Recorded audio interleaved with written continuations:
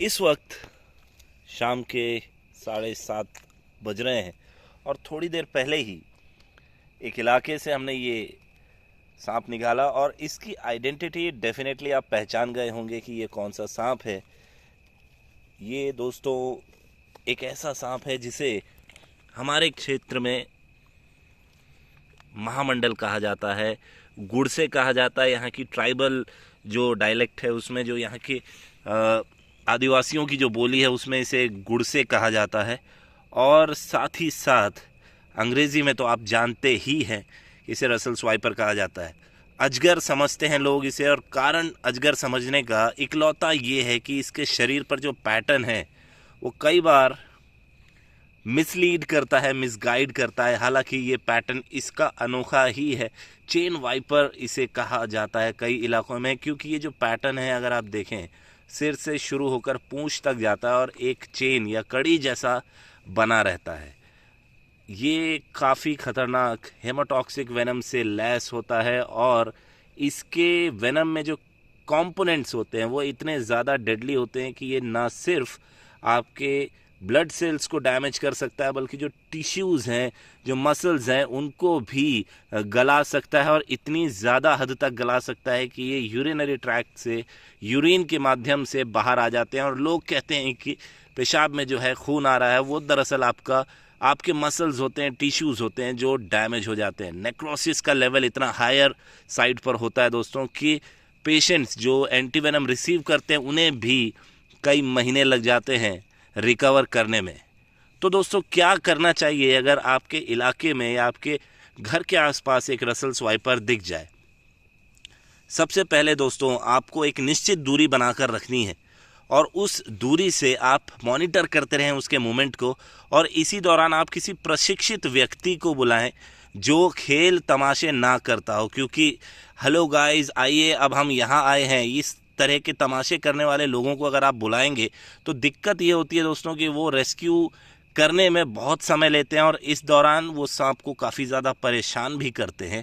और इस पूरे टैंट्रम में दिक्कत ये होती है कि जो सांप होता है वो काफ़ी ज़्यादा चिढ़ जाता है और जो रेस्क्यू आसानी से 1 से 1.5 मिनट में कंप्लीट हो सकता है उसे कंप्लीट करने में वो आधे से पौन घंटा लगाते हैं। इससे ना सिर्फ सांप को तकलीफ़ होती है बल्कि उस व्यक्ति की जान को भी खतरा बना रहता है। तो आप या तो वन विभाग को बुलाइए जो सबसे बेस्ट है, और अगर आपके इलाके में कोई ऐसा व्यक्ति है जो सही तरीके से सांपों को निकालना जानता है तो आप उससे भी संपर्क कर सकते हैं। हमारे साथ इस वक्त मौजूद है हमारे टीम के वरिष्ठ सदस्य कमल जी, और उनसे मैं पूछना चाहूँगा कि अगर कोई व्यक्ति जो मिसलीड करता है, गलत तरीके से हैंडल करता है स्नेक्स को, हैंडल तो पहले करना ही नहीं चाहिए, इसको हाथों से पकड़ता है, तो क्या ये तरीका सही है? ये अक्षय, ये बिल्कुल भी सही नहीं होगा, क्योंकि ये एक ऐसे जीव हैं जिनके बारे में कुछ भी प्रिडिक्ट नहीं कर सकते आप कि वो किस वक्त कैसा बिहेवियर दिखा सकते हैं आपको। तो ऐसी स्थिति में जितना हो सके उसे बिना परेशान किए इजी रेस्क्यू के माध्यम से उसे वहाँ से हटाना ज़्यादा उचित होगा, बजाय इसके कि खेल दिखाएं या व्यूज़ बटोरने के चक्कर में उसे परेशान किया जाए।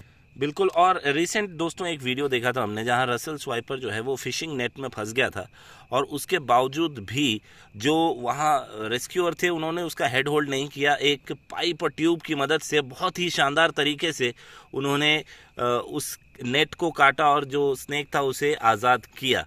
लेकिन कई बार देखा गया है कि जो सिचुएशंस जहाँ नहीं भी होती है हेड होल्ड करने की, वहाँ लोग हेड होल्ड करते हैं आसपास पड़ी लकड़ियों से इनके जॉज को, इनके जो मसल्स हैं, मैंडिबुलरी टूथ हैं और जो मैक्सिलरी टूथ हैं, उनको भी दिखाने का प्रयास करते हैं। और इस कारण कई बार जो है इनके जॉज में ज़ख्म हो जाता है। रसल स्वाइपर के जो दोस्तों फैंग्स होते हैं वो भारत में काफ़ी ज़्यादा बड़े हैं। मतलब मेरा कहने का तात्पर्य ये है कि भारत में पाए जाने विषैले सर्पों में सबसे बड़े फैंग्स अगर किसी स्नेक के हैं तो वो रसल स्वाइपर के हैं। और इसके फैंग्स इतने बड़े होते हैं कि ये अपने ही लोअर जॉ को छेद कर पीछे आ सकते हैं और अटैक कर सकते हैं आप पर।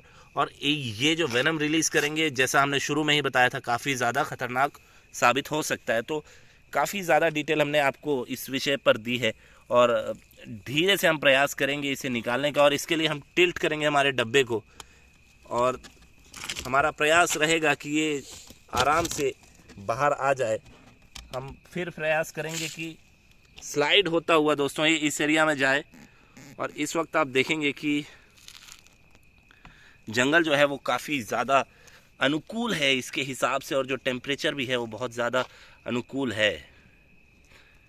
तो दोस्तों, रेस्क्यूज, रिलीज और रेप्टाइल डिटेलिंग के लिए आप सब्सक्राइब करें हमारे चैनल टीम एशियन प्रकृति और हम। जय हिंद, वंदे मातरम।